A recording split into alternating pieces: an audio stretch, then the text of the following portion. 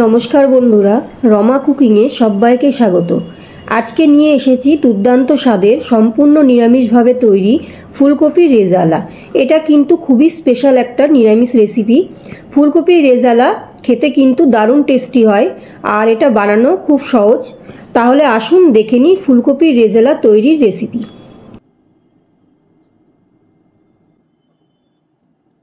নিরামিষভাবে ফুলকপির রেজালা বানানোর জন্য এখানে আমি একটা মাঝারি সাইজের ফুলকপি এইভাবে কেটে নিয়েছি, আর ফুলকপিটা ভালো করে ধুয়ে রেখে দিয়েছি।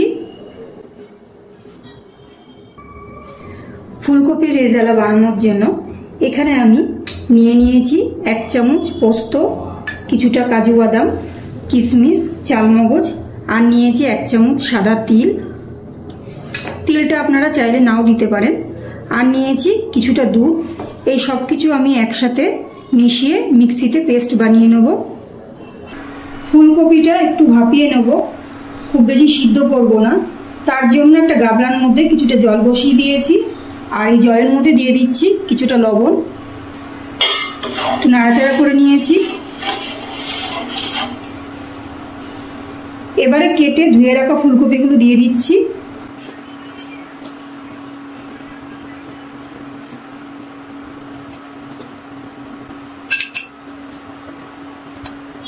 ফুলকপি ভাপানো হয়ে গেছে। ফুলকপিটা কিন্তু খুব বেশি সিদ্ধ করিনি, একটু ভাপিয়ে নিয়েছি গরম জল করে। এবার আমি ফুলকপিটা জল থেকে তুলে জলটা ঝরিয়ে নেব। গ্যাস অন করে একটা কড়াই বসিয়ে দিয়েছি, আর কড়াইয়ের মধ্যে কিছু গোটা মশলা ভেজে নেব। এখানে আছে মৌরি, সাজিরে, জায়ফল, জয়িত্রী, এলাচ, লবঙ্গ, আর আছে দারচিনি। সব কিছু একটু ভেজে নেব।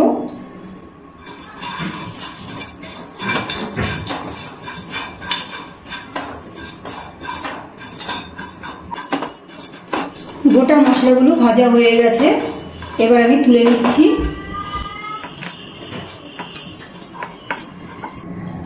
ভাজা মশলাগুলো একটু ঠান্ডা করে তারপরে গুঁড়ো করে পাউডার বানিয়ে নেব। এবার দিয়ে দিচ্ছি কড়াইয়ের মধ্যে সাদা রিফাইন অয়েল। তেলটা গরম করে নেব। তেলটা গরম হয়ে গেছে, এবার ভাপিয়ে রাখা ফুলকপিগুলো দিয়ে দিচ্ছি তেলের মধ্যে।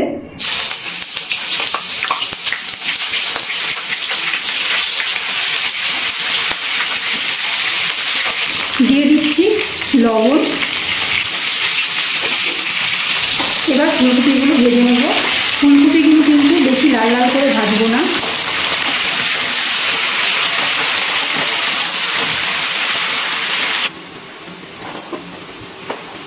গ্যাসের ফ্লেমটা মিডিয়ামে রেখে ফুলকপিগুলো ভেজে নিয়েছি, খুব বেশি লাল লাল করে ভাজিনি।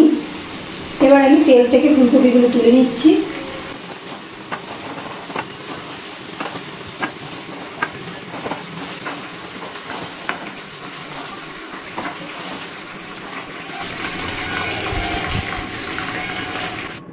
ফুলকপিগুলো ভেজে তুলে রাখার পর এই তেলের মধ্যে দিয়ে দিচ্ছি 1 চামচ পরিমাণ ঘি। ঘিটা তেলের সাথে ভালো করে মিশিয়ে নিচ্ছি। এবারে এর মধ্যে দিয়ে দিচ্ছি একটা তেজপাতা, 2টো শুকনো লঙ্কা, আর দিয়ে দিচ্ছি গোটা গোলমরিচ। এবার ফোড়নটাকে একটু নাড়াচাড়া করে নিচ্ছি তেলের মধ্যে। ফোড়নটা তেলে একটু নাড়াচাড়া করার পর এবার আমি দিয়ে দিচ্ছি আদা আর কাঁচা লঙ্কা বাটা। দিয়ে দিচ্ছি অল্প একটু জল।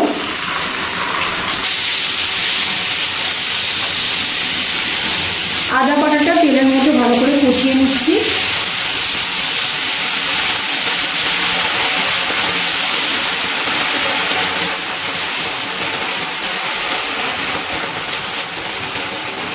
আদা বাটাটা তেলের মধ্যে ভালো করে কষিয়ে নিয়েছি। এবার এর মধ্যে দিয়ে দিচ্ছি যে পেস্টটা আগে করে রেখেছিলাম, কাজু, কিশমিশ, সাদা তিল, পোস্ত, চালমগজ, সেইটা আমি ভালো করে পেস্ট করে রেখেছিলাম, সেটা দিয়ে দিচ্ছি। বাটি ধুয়ে একটু জল দিয়ে দিচ্ছি। এবার সব কিছুকে ভালো করে মিশিয়ে কষিয়ে নেব একটু।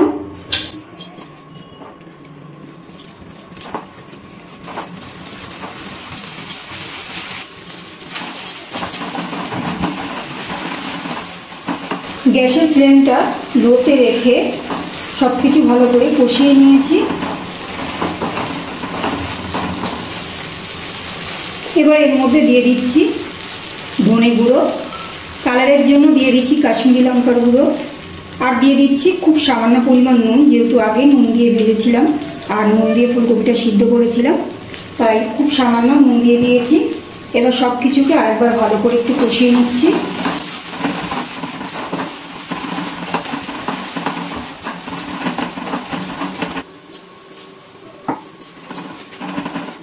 গুঁড়ো মশলা দিয়ে খুব ভালো করে সব কিছু একসাথে কষিয়ে নিয়েছি। এবার এর মধ্যে দিয়ে দিচ্ছি ফেটানো টক দই। গ্যাসের ফ্লেমটা লোতে রেখে টক দইটা দিয়ে নাড়াচাড়া করে নেব। ভালো করে মশলার সাথে টক দইটা মিশিয়ে নিচ্ছি।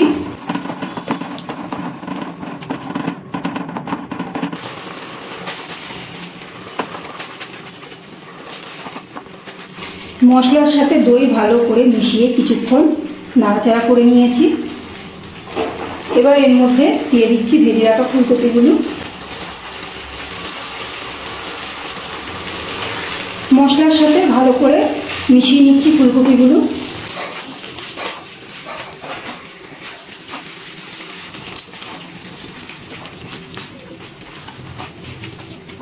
ফুলকপিগুলো দিয়ে একটু কিছুক্ষণ নাড়াচাড়া করে নিয়েছি। এবারে গ্যাসের ফ্লেমটা একদম লোতে রেখে ঢাকনা দিয়ে ঢেকে দিচ্ছি। 3 থেকে 4 মিনিট পর ঢাকনাটা তুলে নিচ্ছি। দেখতেই পাচ্ছেন তেল ছাড়া শুরু হয়েছে। এবার আমি আরেকটু নাড়াচাড়া করে নিচ্ছি।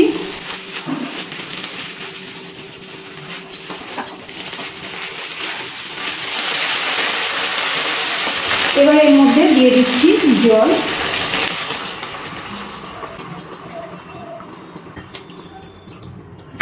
দু বাটির একটু বেশি জল দিয়ে দিয়েছি। এবার নাড়াচাড়া করে ভালো করে মিশিয়ে নিচ্ছি।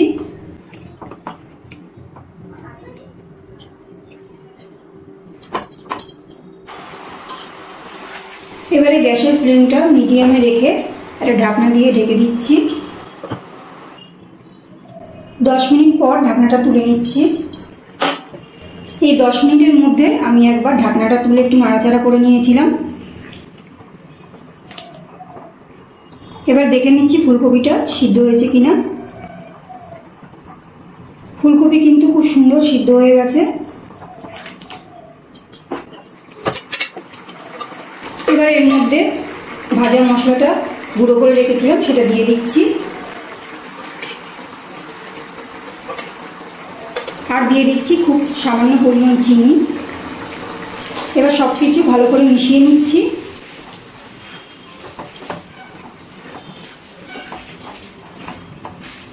গ্যাসের ফ্লেমটা মিডিয়ামে রেখে আরও কিছুক্ষণ একটু রান্না করে নেব।